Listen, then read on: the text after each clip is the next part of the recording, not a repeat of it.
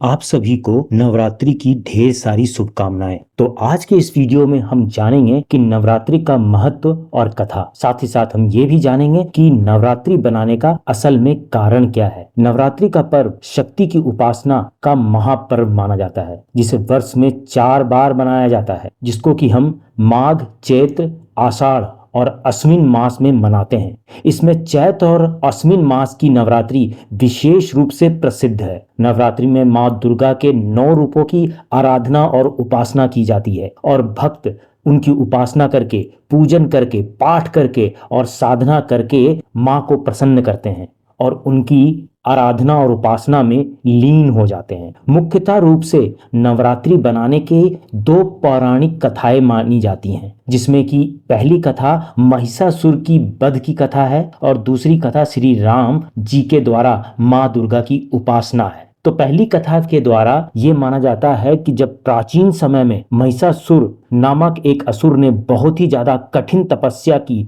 वो भी ब्रह्मा जी की, और ब्रह्मा जी की कठिन तपस्या करके उन्होंने ब्रह्मा जी से अजय और अमर होने का वरदान मांगा। तो उस पे ब्रह्मा जी ने बोला कि अमर होने का वरदान तो हम तुम्हें नहीं दे सकते। तो इस बात पर महिषासुर ने ब्रह्मा जी से यह वरदान मांगा कि कोई भी देवता पुरुष उसे मार ना सके, मगर वह वरदान में किसी स्त्री का नाम लेना भूल गया और इस वरदान को ब्रह्मा जी ने फल पूर्वक उसे दे दिया।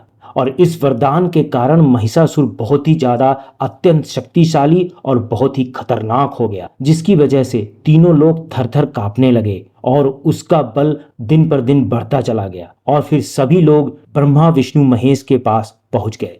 तब ब्रह्मा विष्णु महेश ने अपनी शक्तियों से आपस में मिलकर एक शक्ति को उत्पन्न किया, जो कि दुर्गा रूप में प्रकट हुई, जिसको कि हम आज माँ दुर्गा के रूप में जानते हैं और यही महिषासुर मर्दिनी के रूप में भी जानी जाती है। दुर्गा माता के प्रकट होने के बाद सभी देवी देवताओं ने अपने अस्त्र शस्त्र दुर्गा जी को दिए, जिसमें शंकर जी ने अपना त्रिशूल दिया, विष्णु जी ने अपना चक्र दिया और इंद्र ने अपना वज्र दिया। और फिर माँ दुर्गा और महिषासुर का भयानक युद्ध चालू हुआ, जिसके अंतर्गत माँ दुर्गा ने महिषासुर के साथ 9 दिनों तक युद्ध किया और फिर अंत में 10वें दिन उस महिषासुर का वध कर डाला। इसी विजय के उपलक्ष्य में नवरात्रि का पर्व मनाया जाता है और 10वें दिन विजयदशमी का उत्सव मनाया जाता है। बोलो जय माँ दुर्गा।